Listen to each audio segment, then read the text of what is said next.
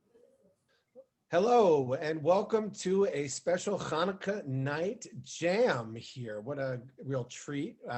We have Dan Leibowitz, Lebo, who is joining us here, along with Mike Greenhouse, the editor-in-chief of Relics Magazine. And on this, the last night of Hanukkah, we wanted to bring all the stars out. We wanted to light up as much as we can, light everything up. And Mike and I, as I think you, if you've been following Congregation Beth Shalom and what we've been doing, have been trying to take this music really movement that I think that he really began to tap into with Pete Shapiro at Brooklyn Bowl over the past decade, and really help bring it out to the West Coast.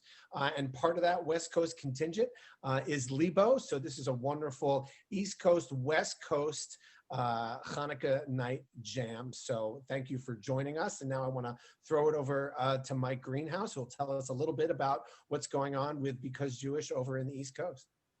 Hey everyone, we hope you guys have been having a wonderful holiday season and enjoying Hanukkah. We are here with Dan Leibowitz of ALO, as well as the greater Bay Area music scene. He's known to many of you as Lebo, as well as Rabbi Dan, who has been leading spiritually driven conversations and events with me for about 6 years now, or almost 6 years. And we're really excited to use our remote surroundings now to talk about what Dan and the entire ALO community has been up to during this very strange last few months, as well as light the Hanukkah candles and celebrate a little bit today. So in terms of the Relics world, Lebo, it's actually very fitting that you're speaking with us here in December, because you were actually our first Relics remote session way back in the early part of the spring. At that point, we thought maybe we would be in lockdown for a few weeks at the most, and here we are. And though maybe the lights at the end of the tunnel is a little visible, it still looks like we have a little bit of time to go. So, we wanted to start by just catching up with what you've been up to, both on the home front as well as musically during the last few months. I know before things got locked down in California, you were able to play a few shows, especially at Terrapin Crossroads. But as a musician used to touring so much of the year, what's it been like just being at home in these red walls here that we're now getting used to seeing, and all the sessions you've done? Yeah, it's such a big period of time now, really. I would say it's changed a lot. When the whole thing started, like I remember when we did that first stream, it was like, yeah, we just thought it was going to be a few days or a couple weeks, or we didn't even know. And of course, it's expanded into such a period of time. But I mean, in a way, what I found that one of the marveling things to me is that my relationship to music has been so touring and gig based, these last number of years. And this time has really shown me that music is so much bigger than that, actually. Like I miss that hugely. Don't get me wrong. Like that's my favorite things to do in life, right?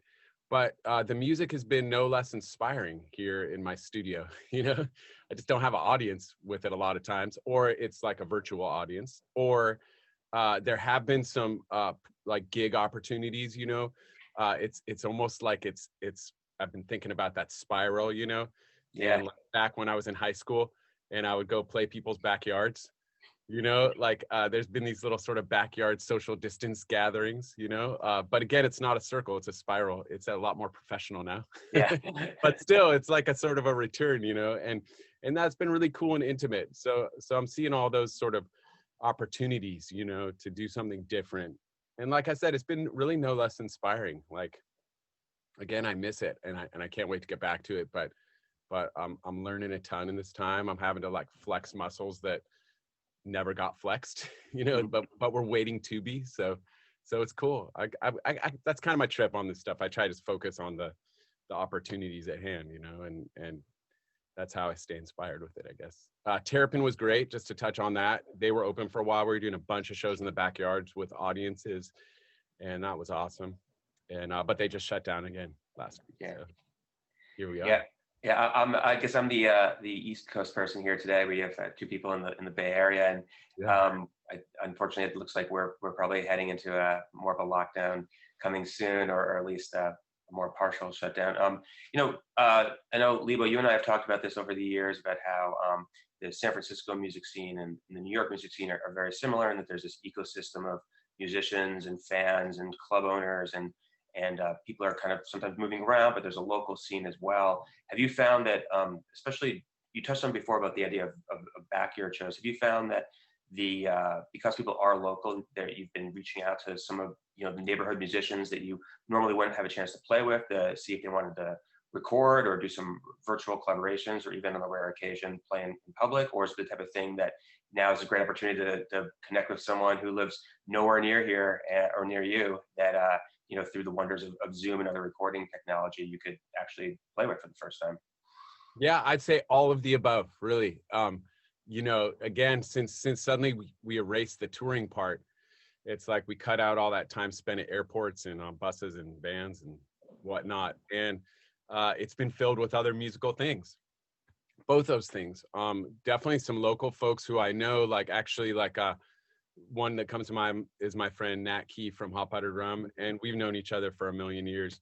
But both our bands are usually touring, and we don't actually do that much together. And suddenly this past 6 months, we've done a bunch of these little intimate gathering type gigs together. So that's been really fun. And then of course, like you say, the virtual element is like unbelievable, like to be able to collaborate with all these people. And so often you can do it like the drop of a dime, it's just like, oh, I got this idea for this thing that's happening next week. You want to get together and do a tune for it? Sure. And we've all, again, getting back to that, flexing the unflexed muscles. I think we've all gotten a lot better at it over the past 6 months. The beginning, almost when I think back to that first stream with you guys too, that was like the first time I'd live streamed from home, and it was like the thing dropped a few times, and it was like this crazy camera angle. Like if I look back at it, I'm like, oh my God, that's like so raw. But as we're charm in that rawness now. What's that? There's charm in that rawness. Yeah, It's early COVID. And everyone's experienced that too, so it's like, but it has been cool to see the whole thing get more like, I don't know, I don't want to use the word professional because that sounds a little cold, but just a little more efficient and streamlined and dependable, maybe, and consistent.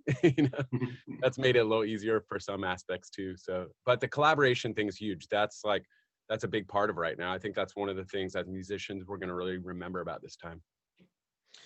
Yeah, I wanted to ask you, what do you say to the fans?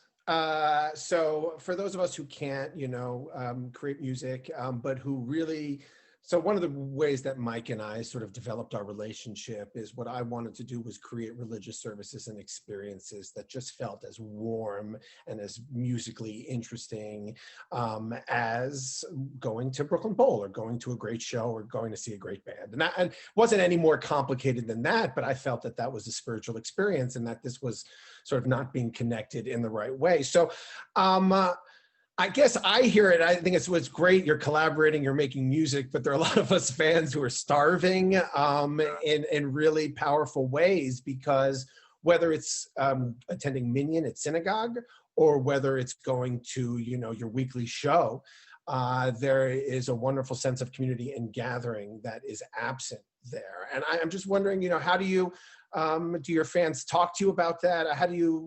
Are you addressing that in any way? Yeah, that's been hard. I'll go straight to the point with it. It's good you brought that up, because again, like I said, I try to focus on the positives that can come out of the situation, but that's definitely, to be real, like that's been a hard thing. And I would say that you and I probably have something in common in that way, because we do a similar thing. And Mike, you too, except that yours is more in print. So the only reason I say that with you and me, Dan, is that the sort of idea that we gather people with the general idea is we're there to try to deliver inspiration, right? Like there's different. But something can happen in that room that lives forever. You got it. Yes, the experience of it, and that is a harder thing in virtual world, and I deeply miss that, and I cannot wait to return to that. That's why I will say, with all this sort of virtual stuff we're doing, I'm psyched to get those skills and be able to experience that. But I can't wait till we can bring the real, just like human contact thing. That's one thing I keep thinking about, actually, even more so than the big giant venues on touring, is I've been thinking about how I miss some of those small rooms where people are just sardine packed right up to the stage. You feel everyone's sweat, like stuff that I used to actually think was a little intense, maybe gross, but suddenly now I'm like, oh, I miss that sweaty hug after the show.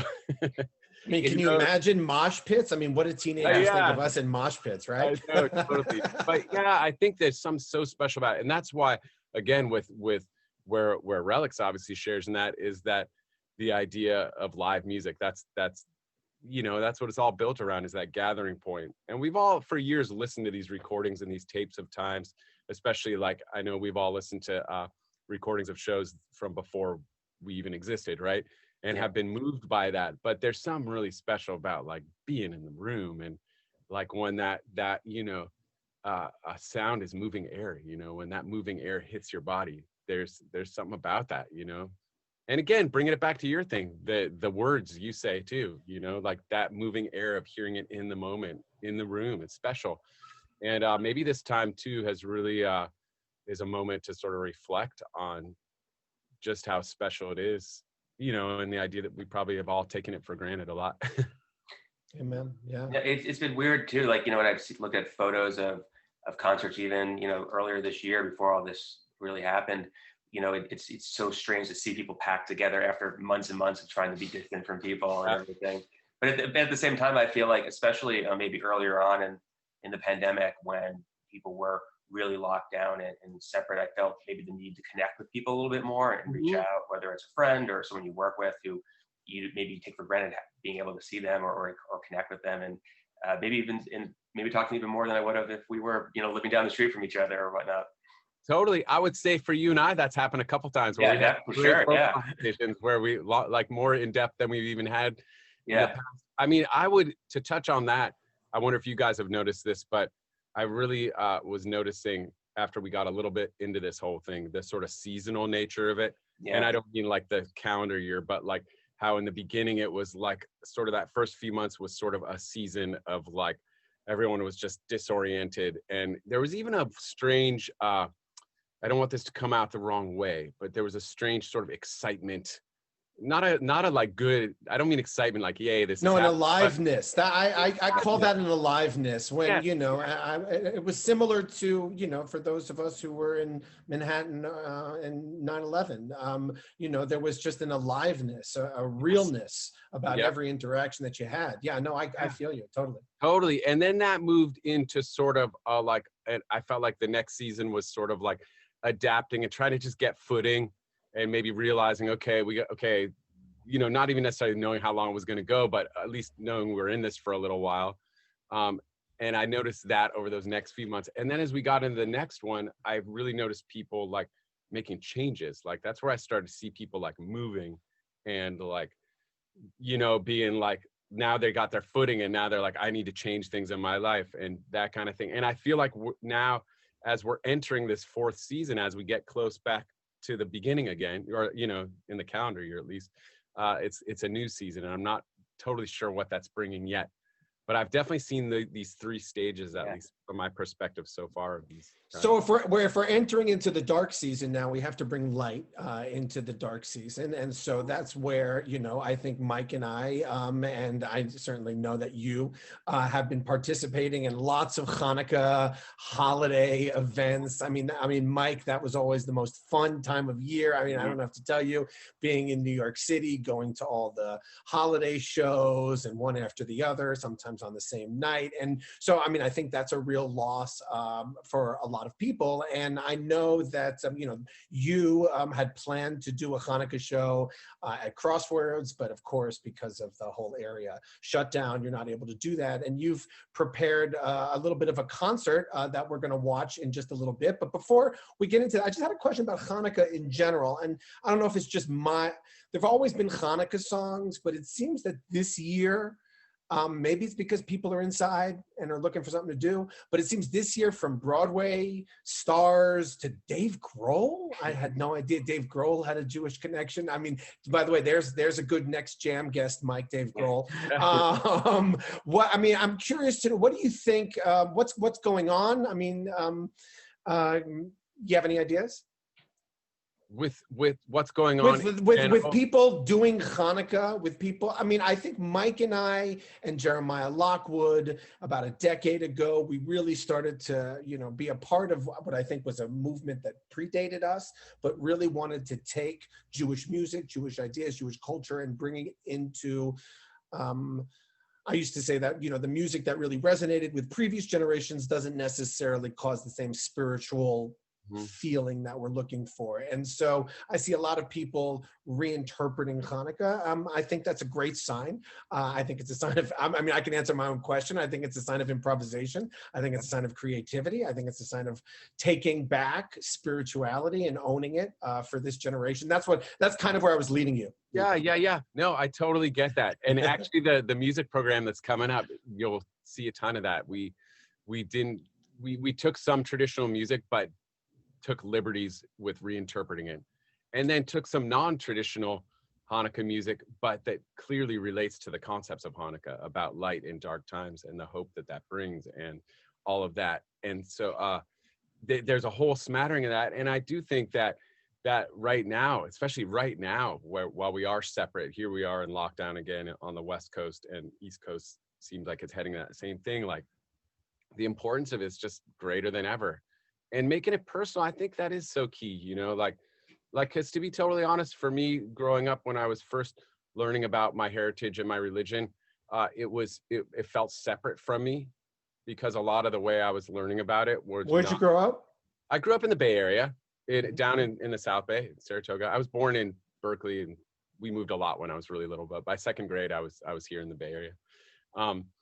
But yeah, like, and no, nothing bad about it, but I just didn't feel personal for me at first. And it took a little time for that. And I realized that having it be personal, that's what it's all about. Like, if you don't have that, it isn't really anything. At least to me, it's not anything if it's not personal. So it has to be like within your life. And since music is like, that was kind of my first real spiritual thing. And it's my most spiritual thing.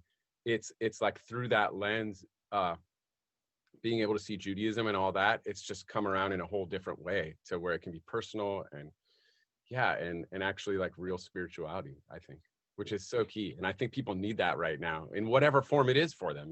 Nothing has to be pushed on anyone. It's like, you got to find your center, and however you do that, I feel like everything, since it's been such a long pause with everything all over the world, everything has had so much greater meaning. Like, simple act of being able to go out and eat outside or something like that, it feels like this big special thing when maybe, we took that for granted, or I did at least. Very often, I feel like this year with the holidays, in general, people are really trying to, look for some light, no pun intended, during this hard time. And, it's a great way to celebrate with family or friends. You could do it remotely. I think I read an article about how Christmas tree sales were up, and the idea that people were wanting to do something to celebrate or be together or mark the holidays. And I think that, that's why I think there's been so many great Hanukkah and Christmas celebrations this year. Or need something to celebrate. And you have a favorite Hanukkah, a new favorite Hanukkah song, Mike, that you can share with us that we should all listen to? I mean, I haven't heard that much new material this year, but I do feel like the way people have interpreted the holiday and been able to express themselves there has been amazing. I think my Instagram feed has been full of great celebratory photos. You mentioned before, Dave Grohl's 8 Days of Hanukkah is amazing. I know. What is your handle? What's the Instagram handle? My handle is Greenhouse Effect 3. But I mean, I'm talking to like friends I've seen over the years and whatnot. This year, seems to be celebrating more. I know Yola Tango is doing a special one night Hanukkah stream soon, on Pete Shapiro's fans page, and Modest Yahoo did a great event.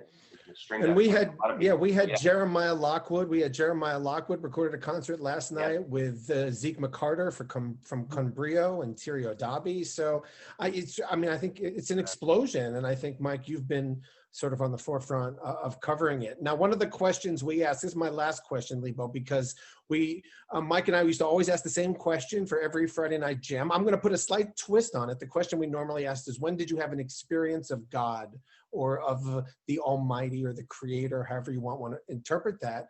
Just a little slight change, because this is the season of miracles, because Hanukkah is a time for miracles, because this is where we're thinking about, because I think a lot of us are praying for miracles. Give me an instance in your life in which you felt something miraculous was taking place for you. Do you have any moment, Yeah. maybe a moment where you found yourself somewhere, time and place. Could you share that with us? Yeah, I mean, uh, it's funny. I'm kind of like doing the thing where like first thing that comes to mind is the most real, right?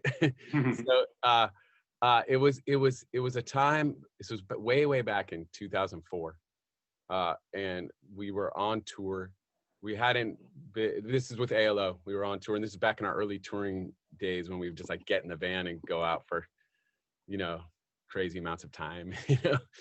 And we were driving through home from a gig in Colorado, but on our way we were stopping in Utah, so we took the northern route for that gig. And we hit. It's a long story, but the short of it is that we hit some black ice. We spun out. Suddenly, we flipped over. We were upside down in a snowbank, you know, well off the highway. And I remember climbing. You know, first realizing that everyone was okay.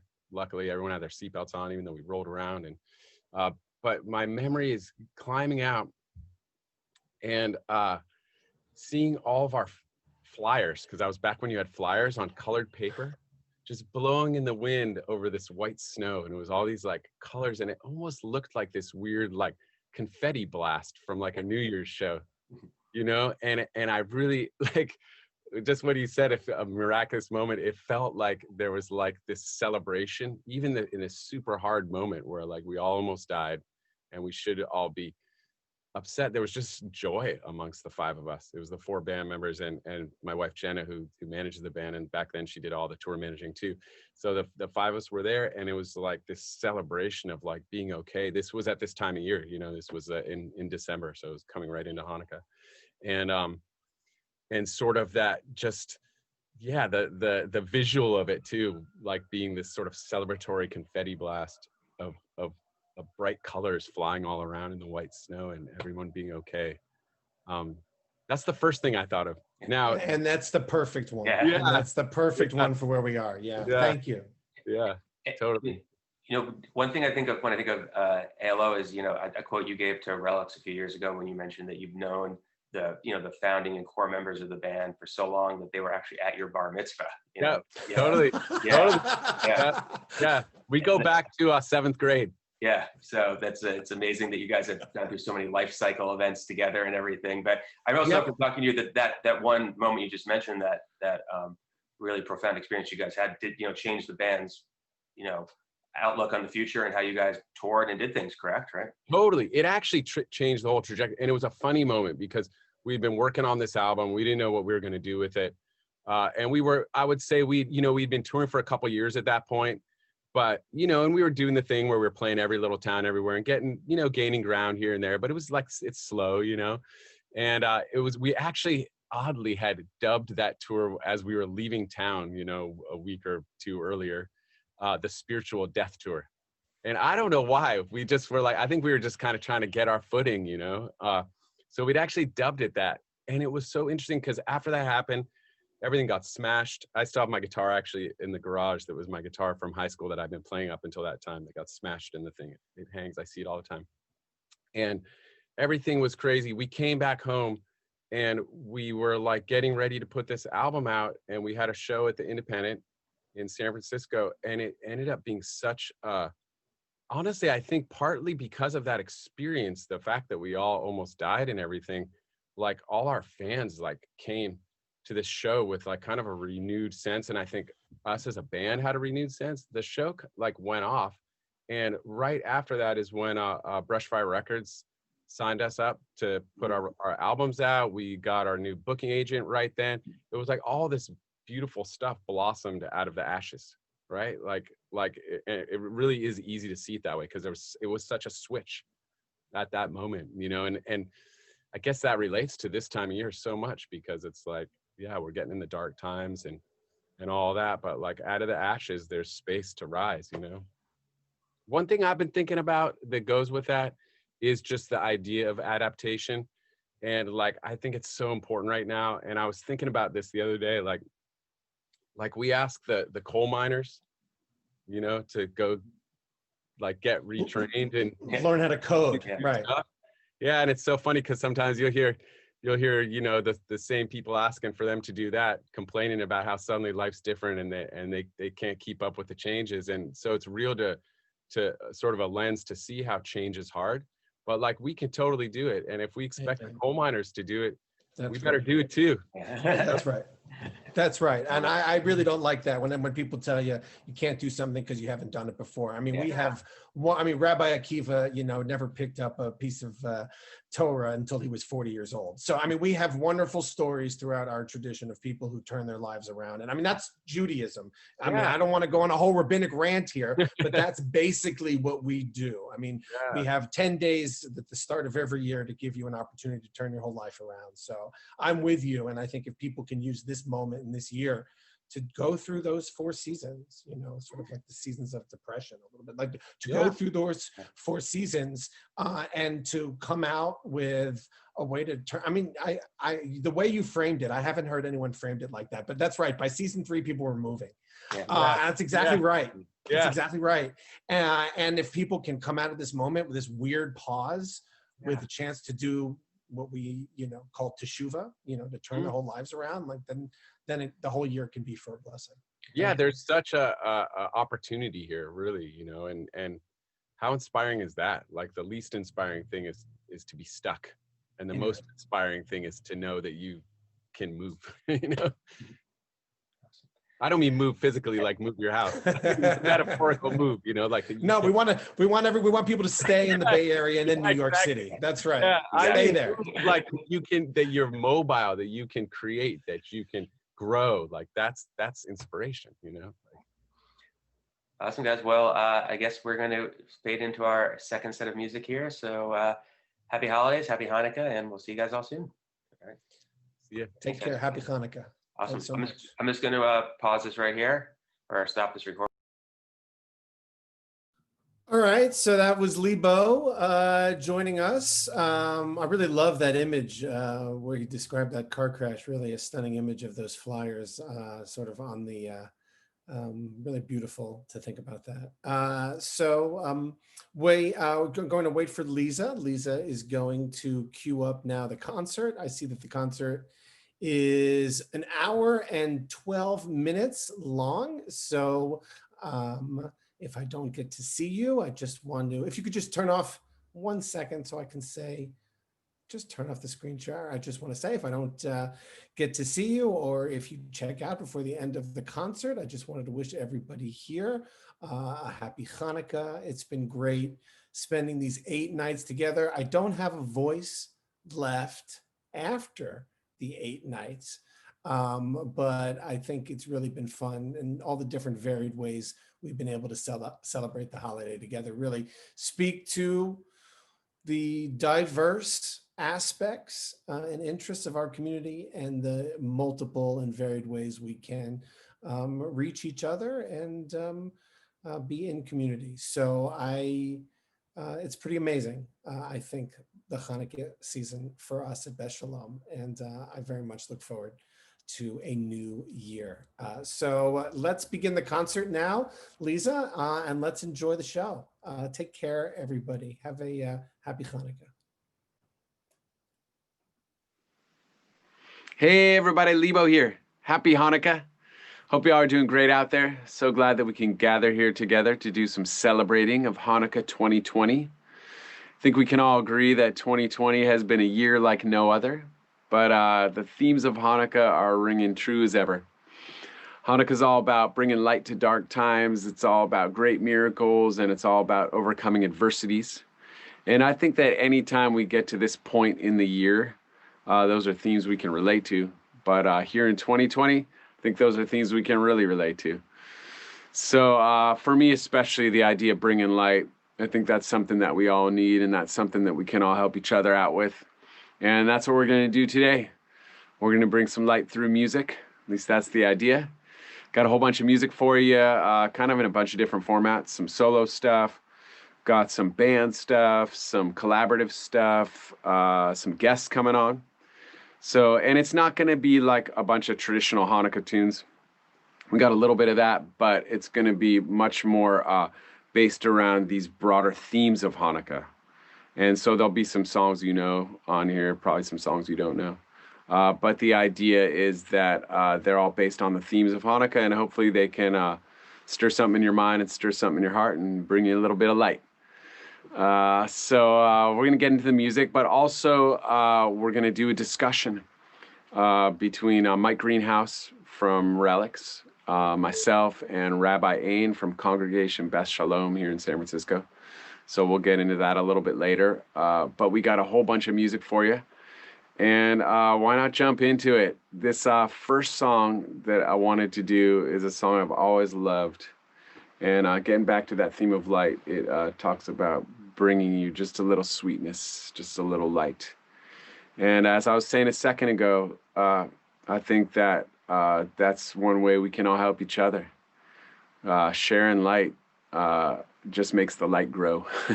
It's not like one of those things that you use up, that type of light that I'm talking about, the light that you share. The more you share, the more you get. So let's get into some music.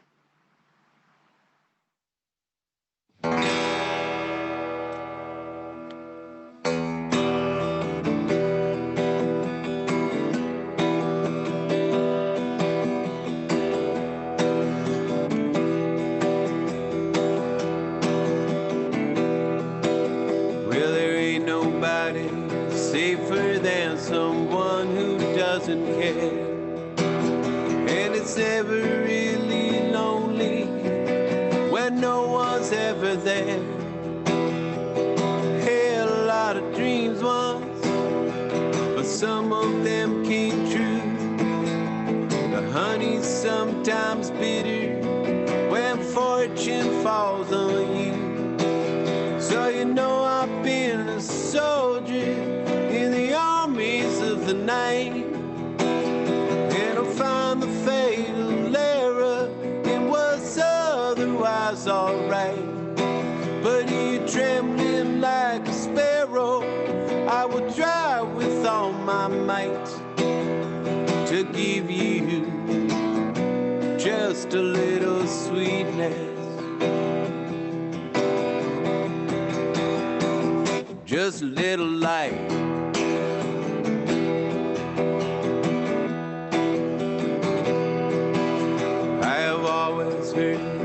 Virtue ought to be its own reward, but it never comes so easy when you're living by the sword. It's even harder to be heartless when you look at me that way. You're as mighty as the flower that will grow the stones away. Even though I've been a stranger, irony and spite, holding little but contempt for all things beautiful and bright. Something shines around you, and it seems to my delight to give me just a little sweetness, just a little light. This could be just another highway coiled up in the night. You could be just another white-tailed baby stranded on my price. There's a tingling recognition like the sound of distant thunder, as I begin to wonder if the love I'm living under won't ignite.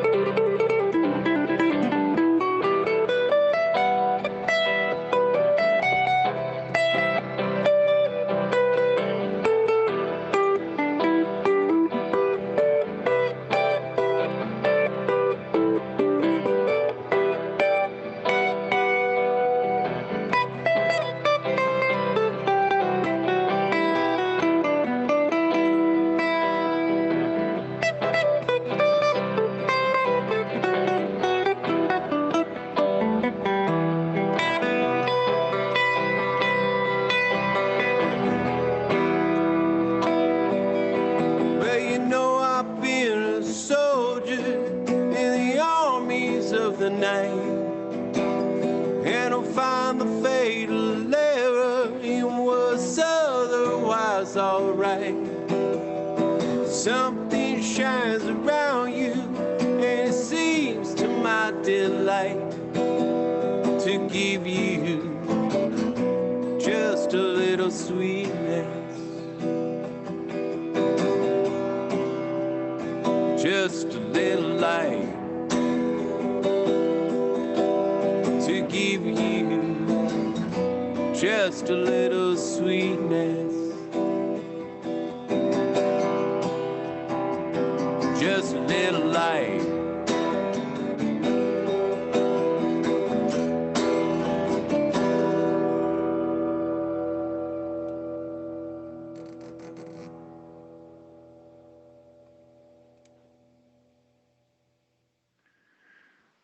All right now I'd like to introduce you to a guest.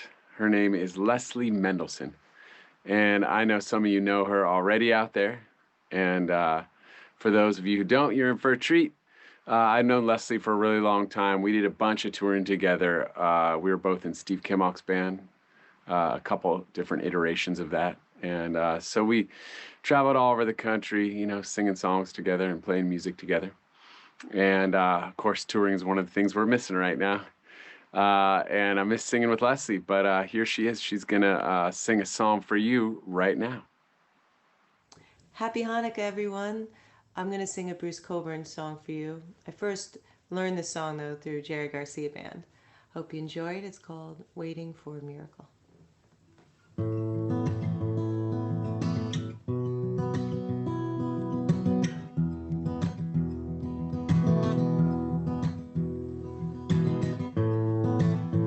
Look at them working in the hot sun.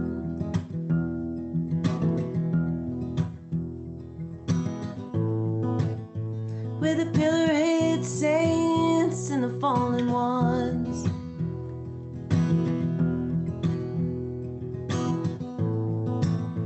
Working, waiting for the night to come.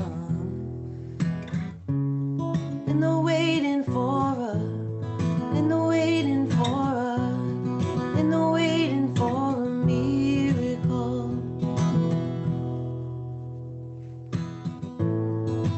Somewhere out there is a land that's cool,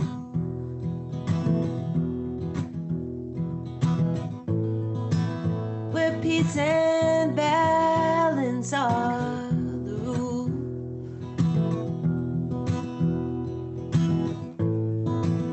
Working towards the future like some kind of mystic jewel. And the waiting for a, and a waiting for a, and a waiting for a miracle. You rub your palm on the grimy paint in the hopes that you can be. Stand up tall, put your back up strong in the hopes that you can be. Yeah. Like the ones that cry, like the ones that died, and we're trying to set the angels in us free. When you're waiting for, when you're waiting for, when you're waiting for a miracle.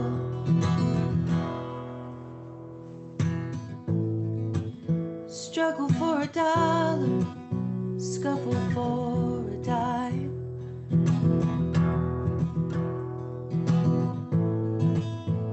Forget about the past, leave it all behind.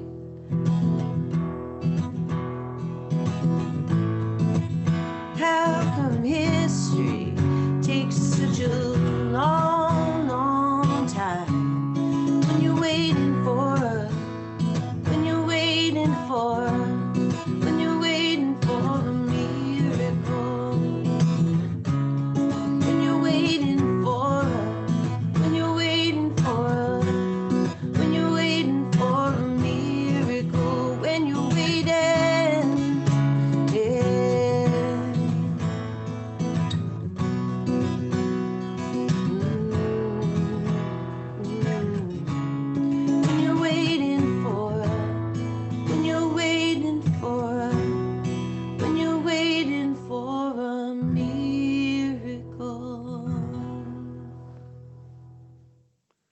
All right about now, I'd like to introduce you to a friend of mine named Asher Belsky. Asher lives here in San Francisco, and if you can believe it, he's only in high school. I met him a couple years back when he was in middle school, and he was already playing some great guitar then. He just keeps getting better. So I asked him to come out and join me here for this today. And this tune we're about to do together, it's a tune that I think most people would typically not associate with Hanukkah, but it turns out it's a perfect fit. Every word of it rings true with the ideas of Hanukkah.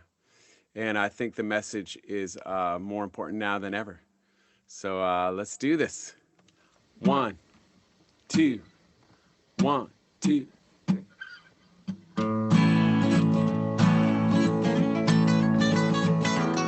This little light of mine, but I'm gonna let it shine.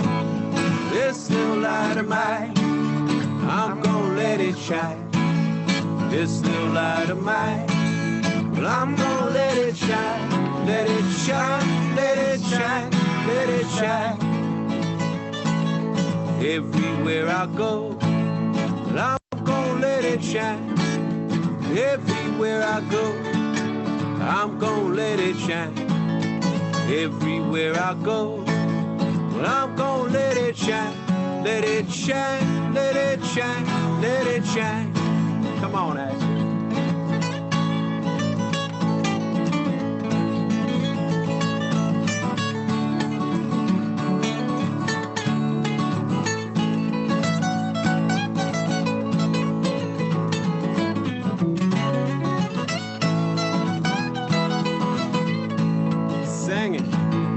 Everywhere I go, I'm gonna let it shine.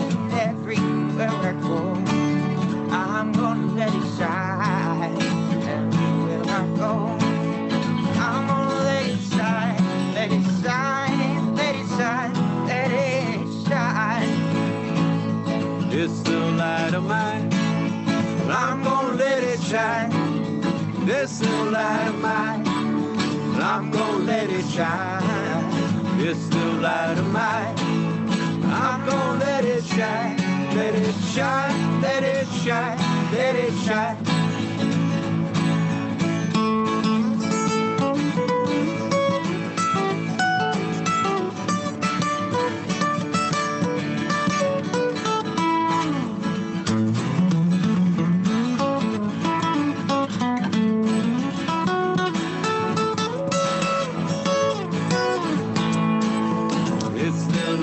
Mine, but I'm gonna let it shine.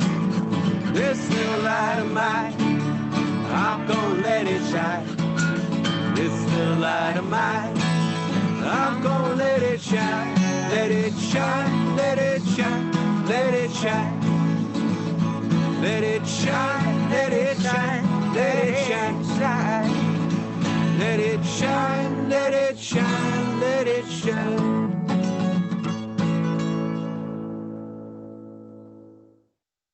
All right, I want to take you down to Woodside, California right now. Woodside is where the Dooby Decibel System resides. And for those of you that don't know that band, it's a group I play in with Jason Crosby and Roger McNamee and Chloe Tejan. And we're going to play a song for you called Beware of Darkness. I think the message is clear. We're in the season now where the days are short and the nights are long and there's a lot of darkness around, both literally and figuratively. And you can't let that darkness creep in, at least not too much. You know, keeping with our theme of light and letting light shine, I think this song can act as a great reminder to beware of darkness.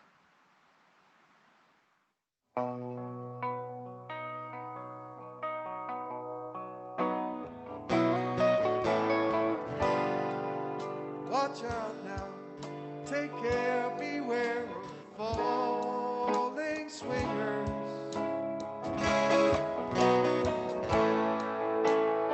Dropping all around you.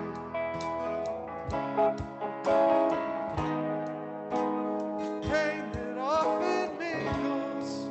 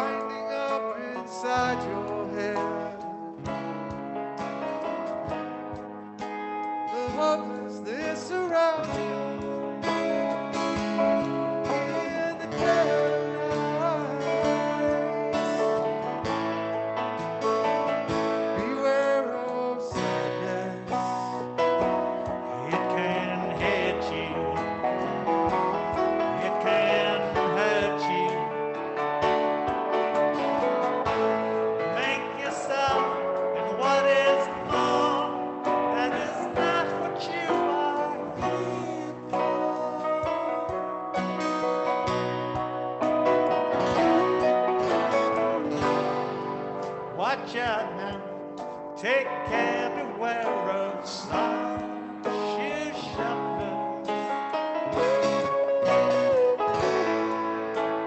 dancing down the sidewalks. There's each unconscious sufferer wanders aimlessly. Beware of fire.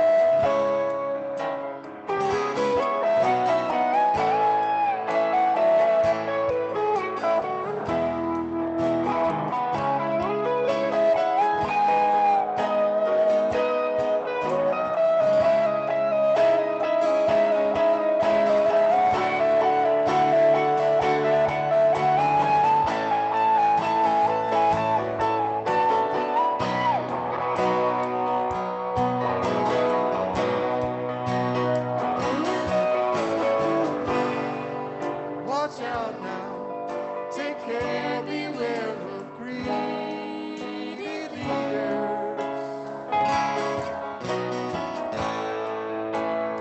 Take you where you should not go. While weeping at the cedars, they just want to grow.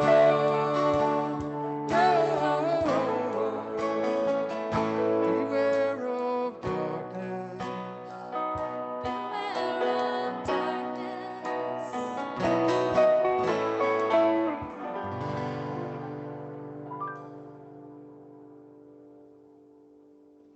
Happy Hanukkah, everybody. All right, Hanukkah, Festival of Lights. Well, one kind of light that I like is a spark. And I think that the reason I like it is because it's the tiniest little thing and it's just there for a fraction of a second, but sometimes under the right conditions, it can create the hugest fire that you've ever seen. And I just really like the metaphor there with life, you know. I think that so many of the things we love just start from just a spark. Maybe it's like, you know, your favorite song. It started from just a spark. Or the device, the idea for the device that you're watching me on right now. Maybe it's a phone or a laptop or a TV. That started with a spark of an idea, right? And look what it's become. So I think it's a cool thing to reflect on, and especially because sometimes it can be overwhelming when you have an idea, like seeing it through to fruition can be overwhelming, but it's comforting to know that every great thing started from just a spark. So, you know, we're all in it together. Happy Hanukkah. So I wrote this tune. It's called Just a Spark. And that's kind of the idea behind it. It says, oh, but on its own, it is nothing and it's gone. But with the air we breathe, sometimes a fire starts, and oh, it rages on. So that's the idea here. Just a spark. I saw light and it shine brightly, like a beacon in the dark. Took my hand and it showed me what could come from just a spark. Like a speck into the twilight, out of nothing we embark on a path from the sun. It's never done. It all starts from just a spark. Oh, but on its own, it is nothing and it's gone. With the air we breathe, sometimes fire starts and boy it rages on. When the rain comes to take you away, it can't wash from my heart. When the rain comes to take you away, it can't wash away the spark.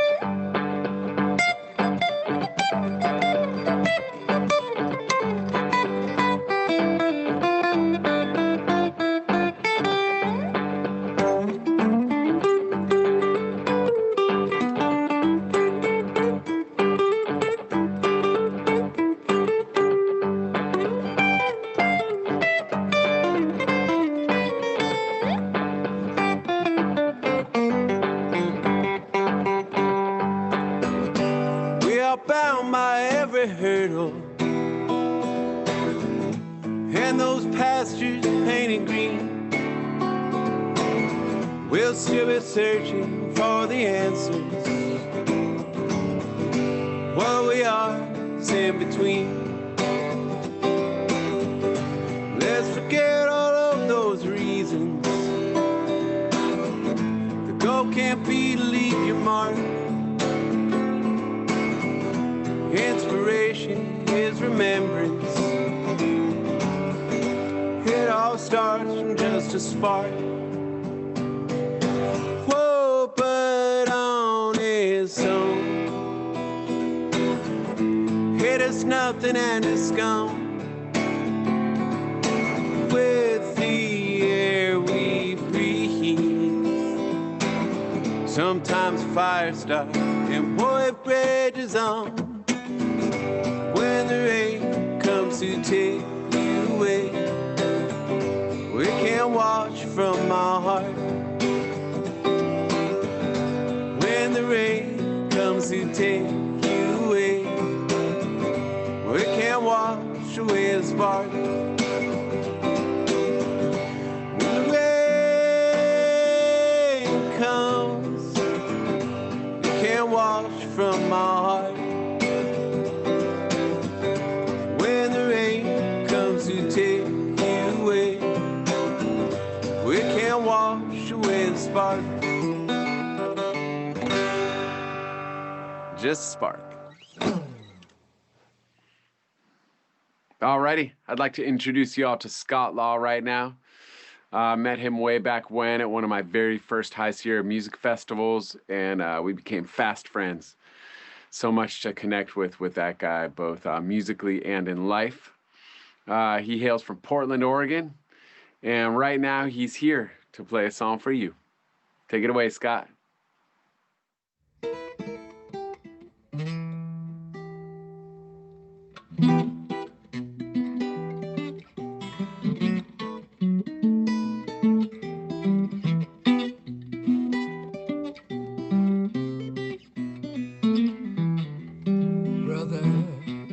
Don't get worried now, brother.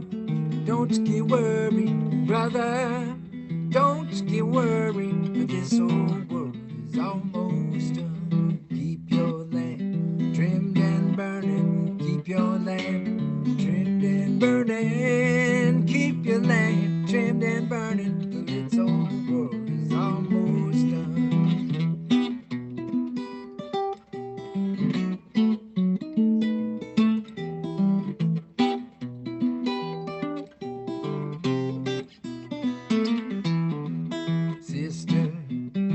Stop praying now, sister. Don't stop praying, sister. Don't stop praying. This old world is almost done. Keep your lamp trimmed and burning.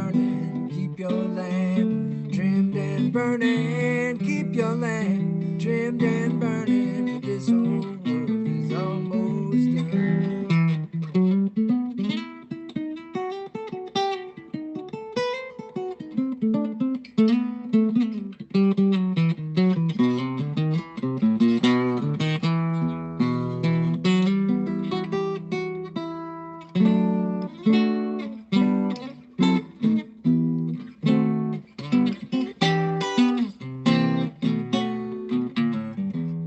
Father, don't be worried now, Father.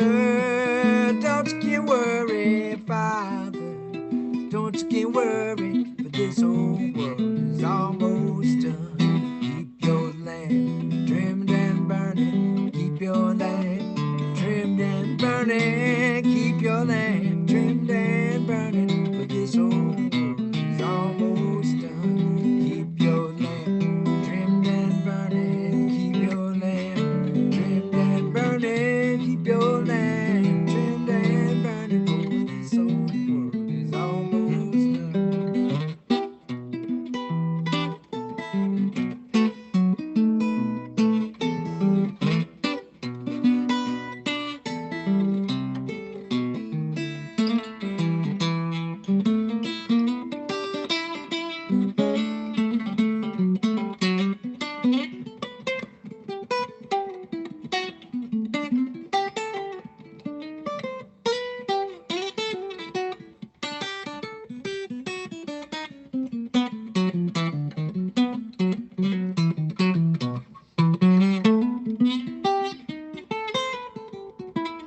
Keep your lamp trimmed and burning. Keep your lamp trimmed and burning. Keep your lamp trimmed and burning. This whole world is almost done. This whole world is almost done.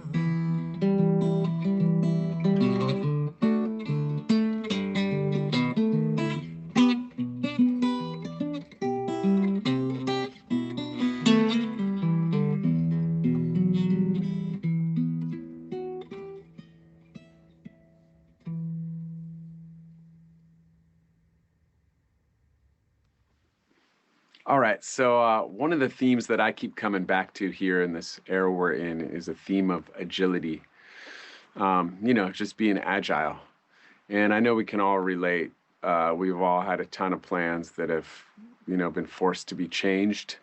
And we've all experienced a ton of moving targets and not knowing where things are going to land and having to switch things around. And I don't know about you guys, but I've found that most all of my best moments have involved some agility, just kind of flexibly bending with the situation and often able to come out with a pretty good outcome. Not every time, but often, we can just kind of be agile and move with what we got to do and get to something cool. And I think that this moment right now is a great example that the plan all along was that we were going to do a Hanukkah show in the backyard at Terrapin Crossroads, and we were going to stream that to you guys. And suddenly California, at least the Bay Area here, went back into lockdown and Terrapin had to close down. So the show was canceled and we were like, do we scrap the whole thing? And then got to talking to Mike and Jenna. And we were like, no, we can do something really cool actually. So you've heard some solo tunes from me. I've had some guests on here, done some ensemble playing. And I think this next little bit is also a good example of it because suddenly a few days ago, there became this opportunity to do some filming with Steve Adams and Ezra Lipp, who are in ALO with me, and Jason Crosby. And we suddenly found ourselves upon a beautiful room with beautiful acoustics and a grand piano and a bunch of cameras to film with and some great film crew. And we made you some music. So that's what this next thing is going to be. And I like this interpretation. This is probably the one really traditional Hanukkah song you're going to hear during the stream from me. But we are not doing it traditionally. So I really hope you enjoy it. We had a ball making this one. So enjoy.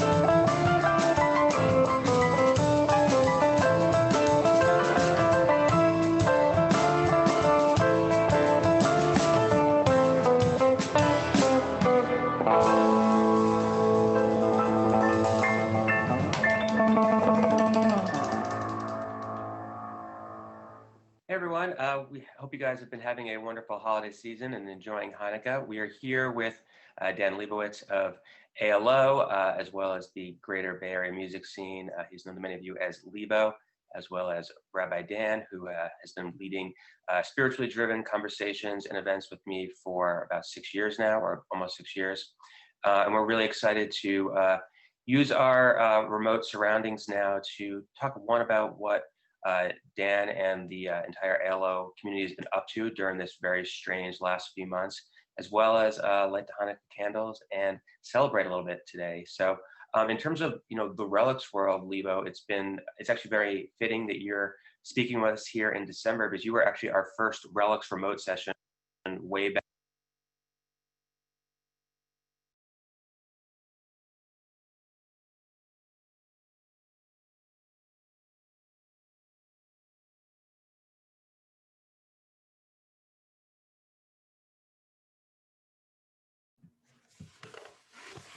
Hi, everyone.